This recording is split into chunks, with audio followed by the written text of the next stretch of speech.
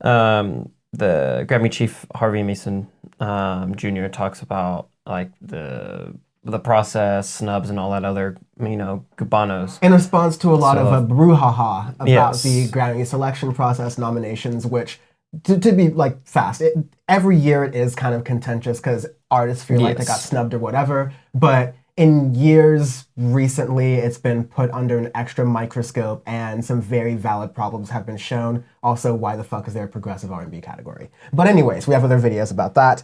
So in the context of all this, the Grammy chief, Harvey Mason Jr., started talking a little bit about the process, trying to give some transparency because a lot of artists, The Weeknd especially, who was snubbed, definitely will say that on the record, will say like these processes not transparent. These people go into a room and like it's a weird vote and it's just these people's biases. So it's just like you're dividing in political. Interesting. No, nothing. Okay. No editing. Okay. So there is the interview, I guess, gave me with a lot more questions than answers. My biggest question is who the fuck let him do this interview? Yes.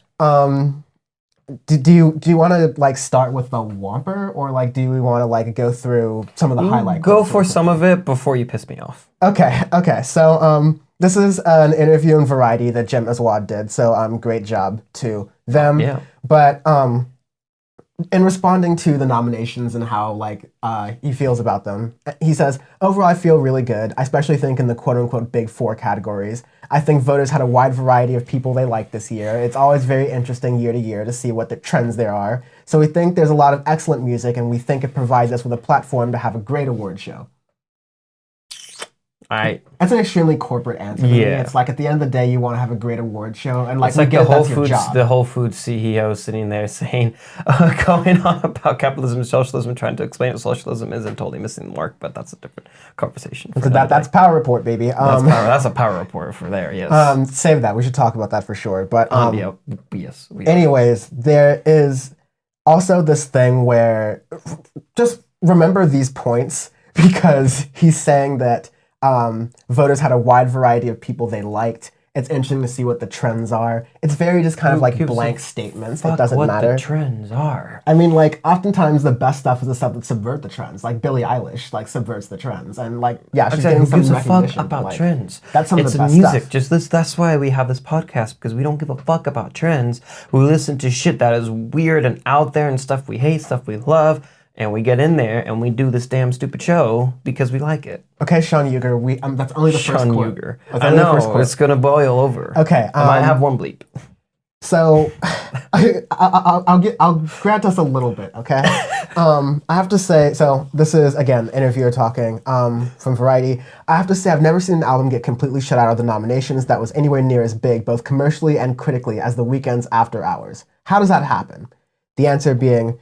it really just comes down to the voting body that decides. We have 8 nomination slots to fill in the big 4 categories, being Best Album, Song, Record, and New Artist, and 5 in others, and the voters vote for their favorites. It's really interesting, though. So it's the same voting committee for all 4 categories. Okay.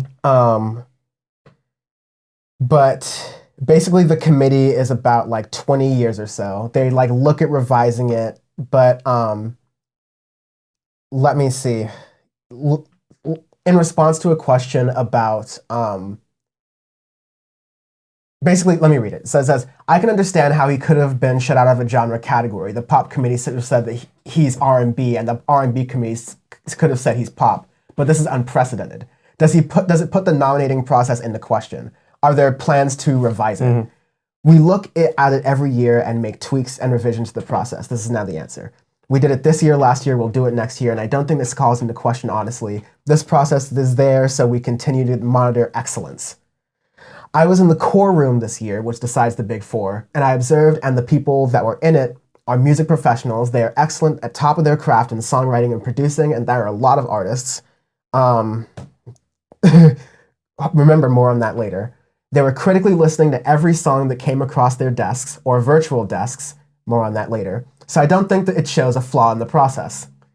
I think it actually, as you get a nomination, you start to really appreciate the process where you're saying, I think it really made it through a strenuous and thoughtful process. to get it through the deserving nominees for a given year. So there's 20 people who are part of the process. Their songwriting. Let's vent a little steam here, Sean, before we get into the real. No, you're good. You're good. Just keep going. Okay. Just keep going. He wouldn't talk or budge about if the Weekend wasn't on the short list or if he was on the short list or not. He's again insists that's very fair, but he again defended that, like, listen, we have 23,000 different entries for this. So, like, there's a lot that we have to do. But there was one part of the interview that was just like, yeah, this is the part where, because he was in the room this time for the big four releases, he is really defending the idea that all the albums got a fair shake. And so his response to being pressed on that is, all the records get the fairest of fair shakes. We listen to all the music, even an album. You're listening to almost the whole album. It takes, I don't know how many hours. It's a long, arduous process, and people take pride in it. The people in that room care. There's no agendas in there. Let's snub this person or that person. It's all about, let's try and find excellence. Even an album. You're listening to almost the whole album. We do one thing. We've done one thing for like the past 4 years, and it's listen to fucking albums that we really like and ones that we really want to like kick into the sun. But we listen to it all the way through at least once, if not we, like, 2 or 3 times, or we like yell about why we couldn't. And these pretentious fucking assholes are like, oh, it's so hard to sit there and listen to music all day because, oh my god, I can't drive a Mercedes around every day because I'm rich and powerful and I don't like this music. But sometimes this urban music is, tickling my fancy a little bit today. But maybe I'll snub them because who knows? I'm working too much from home now and I have to take care of my baby and it's all very much hard. So I don't even have any time to listen to music. This is what you do, you pretentious assholes. It's pretty fucking simple. You listen to music throughout the whole goddamn year. You write notes. You put down little things. That is your goddamn job. You are supposed to be one of the 20 best music industry people, fucking assholes. Dan and I, our idiot asshole selves, can write a better list than these 20 pretentious assholes that make at least 6 figures. We have like a couple of thousand lovely listeners and subscribers and stuff across all platforms, and like there's that, and we are like friends who do this podcast and stuff, but like, what? the fact that you don't listen, you even say almost an all album, you nominate something that you haven't listened to all the way through, or you don't nominate something that you haven't listened to all the way through.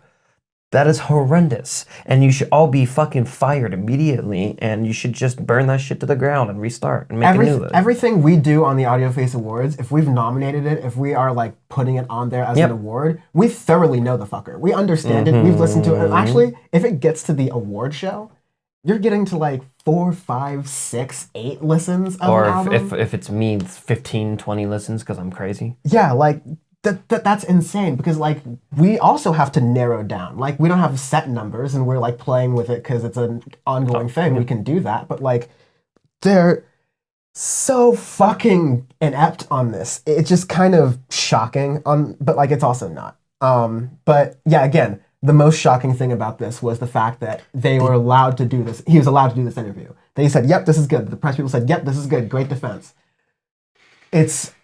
Now it's a joke. It doesn't matter anymore. It really doesn't. I'm glad the egg is on their face and is very visible, because that at least makes our argument. Audioface Awards will be this end of December, basically. End of December, yep. All the best albums that we did of this year. Yeah, albums, songs, No to Little Bitches, the whole shebang. Keep us honest. Send us what you think should win any type of award or should be mentioned at all. But you do that within the next like couple of weeks, because we have to do that by the court packing episode, because that is one of our couple hard and fast rules. Yes. But yeah, together, that's why we did the Audioface Awards, because we can do a better from the ground up award show. And we're 2 people who have full-time jobs. Yeah, we're 2 people who have like a lot going on, and we have a great audience who like gives us stuff to work with, and we like together we can definitely do a better award show than the Grammys. So yeah, join us, do it. Tweet at us, Instagram at AudiofacePod for both things. YouTube.audioface.show. Comment on this video. Those what 20 stuff you people like. probably still have "I'm with her" stickers on their car. No, but they're definitely riding with Biden unironically. Yeah. No, these are the fuckers who like made the music video with Will.i.am, the "It's a New Day" thing when Obama came out. Obama said. We gotta absolutely like remix that video to like the drone footage. It's a new day. Ba, ba, ba, ba, da, da, da, da, da, da, da. Fuck these people, honestly, and we can do better. Let's fake break here. Young Turks. Of course, they suck at their jobs. USA Today, you suck balls.